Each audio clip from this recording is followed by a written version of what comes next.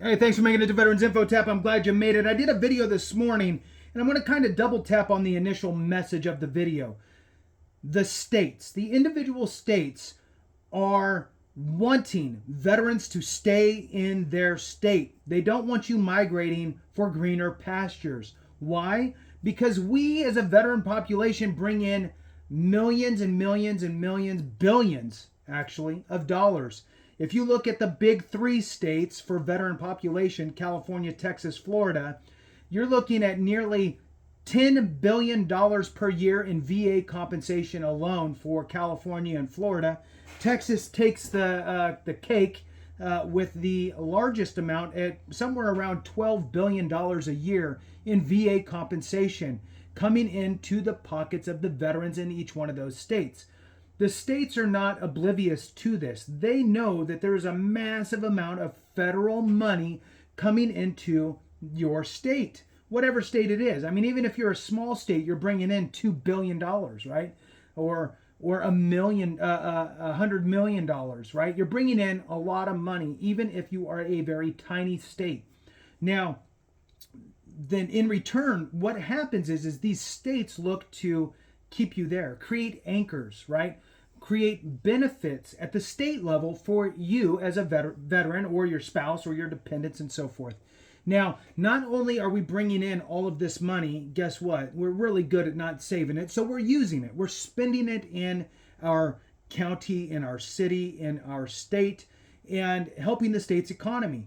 But not only that, by having a lot of us in the state creates job opportunities, both federal jobs at the VA level, right? So you got a bunch of federal jobs that are surrounding us, as well as nonprofits that serve veterans and other organizations that are veteran friendly.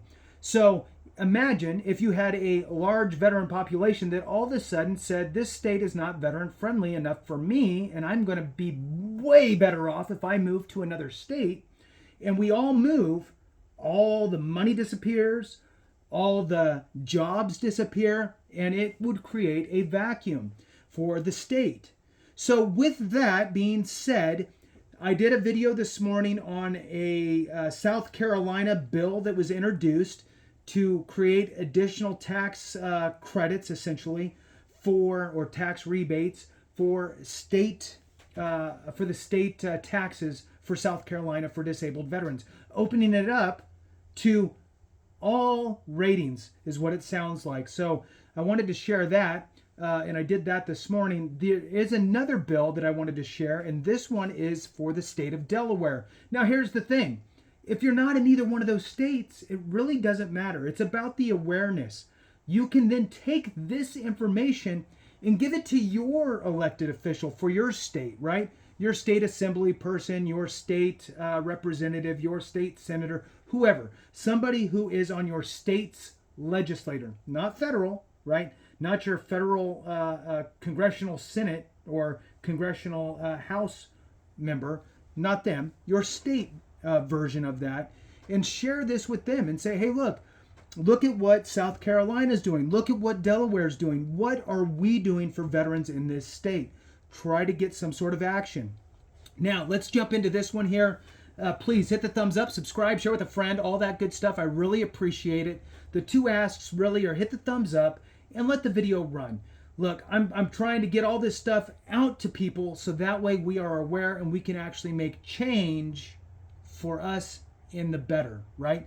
Making new things into effect for us from different legislative efforts is a good thing. So hitting that thumbs up, letting the video run does that. So let's jump into it here. The headline, proposed bill looks to keep Delaware veterans from leaving state through tax exemptions. The states get it, right? The states understand, hey, look, if you leave, it's going to create a vacuum. You're taking all the money with you, right? You're not a drain on the state's ecosystem or the county's ecosystem because you're receiving VA disability, or if you don't receive that, you could receive VA compensation if you're in VA pension if you're in a tight spot. VA pension is a safety net. So these are federal programs and federal money coming in to the state, so the state doesn't have to bail you out of anything, is what they're thinking. And there's this extra money that's coming into the state and being spent in the state. Not to mention, again, all the jobs. So Delaware gets it, and they're trying to figure out a way to keep veterans in their state. So what is it? Let's jump into it. Delaware, a new bill aims to extend a tax break to veterans by raising the portion of their pensions exempt from income tax. So in some cases, now I haven't gotten that far, but maybe they're talking about military retiree pay. And if you're a retired veteran, a retired military member and a veteran, and in some states, not all of your military retirement is tax-free. Some of them have a portion is tax-free. And there are some states out there that none of it is tax-free. But there's some states out there that all of it is tax-free. So it seems like this is the avenue that it's going down. So let's read a little more. If approved, it could mean a boost in income for retired military personnel. Senator Eric Buckson, the bill's sponsor, hopes this initiative will persuade veterans to remain in the first state. Buckson highlights the impact of high income taxes on retired military, which he believes is prompting many to relocate out of state. Senate Bill 201 seeks to halt this migration. I'm telling you, I've had these conversations with my elected officials recently, well, a few months ago. And look, you're either a state where veterans are going to, or you're going to be a state that veterans are leaving from. Pick which one you want to be, right? And you should be the one that veterans want to go to, which means you must have a robust amount of state benefits. Let's benefit the veterans, right? Because guess what? They're going to benefit the state. I guarantee you, and here's the numbers, right? So let's jump back into it. Again, it's Senate Bill 201. Now, there's a quotation here. We have to compete with other states. And right now, neighboring states like Maryland and Virginia have already done this or are in the process of doing it, he said. Monkey see, monkey do. The states want to keep you there. It's up to us to inform, especially the non-veteran elected official who doesn't get it.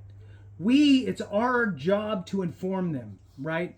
So currently, Delaware provides veterans with an income tax exemption capped at $12,500, exclusively for individuals under the age of 60 years old. Senate Bill 201 aims to eliminate the age requirement and incrementally raise the exemption over 3 years, ultimately reaching a $25,000 cap. Despite bipartisan support, the state House and Senate, in both the House and the Senate on the state side, Buckson anticipates opponents will hone in on the estimated $3 million reduction in state revenue. Guess what? And I didn't pull up the numbers, but you're receiving hundreds and hundreds and hundreds of millions, if not $1 billion worth of compensation and pension benefits, compensation alone, into the state. So if your veterans leave, you're going to lose way more than $3 million worth of assets, essentially, coming into the state and being spent in the state at, guess what, all of your small businesses, and also you're going to lose some jobs. So that $3 million reduction will come back tenfold. President of Delaware's Veteran Coalition, Dave Skokik, S-K-O-C-I-K, Skokik, I'm not sure, thinks helping highly skilled veterans in the state will pay off for the workforce and community culture. These are people that the government has spent hundreds of thousands of dollars training in things like IT, logistics, and medical practices, he said. These are folks that we want to keep here. The bill awaits consideration in the Senate Executive Committee. Buckson acknowledges the desire among veterans for a full exemption as seen in states like Alabama and Arizona. However, he notes the challenge is in gaining or garnering support for such a measure in Delaware, given the absence of a sales tax. because if I remember right, and I can't remember. Okay, yeah, so they have no sales tax, so that makes it a little more difficult there. I wonder what their real estate tax looks like.